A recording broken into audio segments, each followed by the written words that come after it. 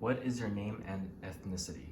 My name is Kikai Olu Rodriguez. My ethnicities are Hawaiian, Portuguese, Filipino, Chinese, Cuban, Puerto Rican, French, and Native American.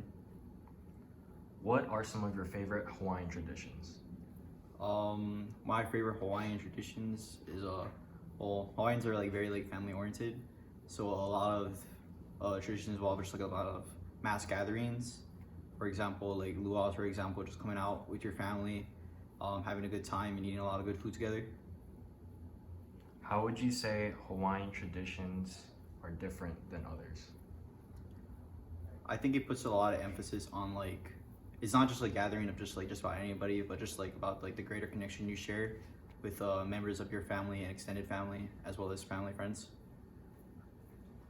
How does Hawaiian culture impact your daily life? Um, well, growing up in Hawaii has like taught me to be really appreciative of things in life, like my family. When good things come my way, you got to be like grateful for that, as well as being respectful toward not only yourself but others, as well as the land. What is it like living in a multicultural household? It's very interesting because you can't really identify with just one side, because like every side is a part of you, so every side impacts you in some certain way. Like for example, like I'm Hawaiian, but I'm also like Puerto Rican and Portuguese, and a lot of my extended family is of course those things as well. So that plays a lot into like my identity as a person. Does your family face any challenges or issues regarding making a living?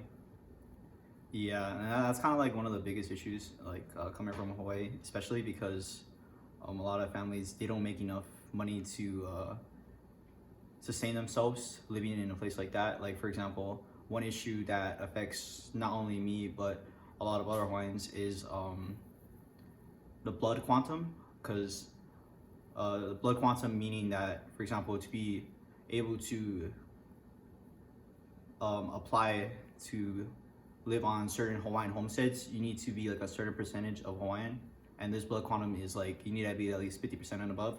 I don't meet that blood quantum, and so do many other people in Hawaii that are Hawaiian, because of the bloodline being really diluted throughout the years. And not only that, but people who even are able to meet that blood quantum are put on this like reserve list, and they might never be able to get access to like live on these homestead lands, regardless of like whether or not they are on the blood quantum. So it's just kind of like a lose-lose situation.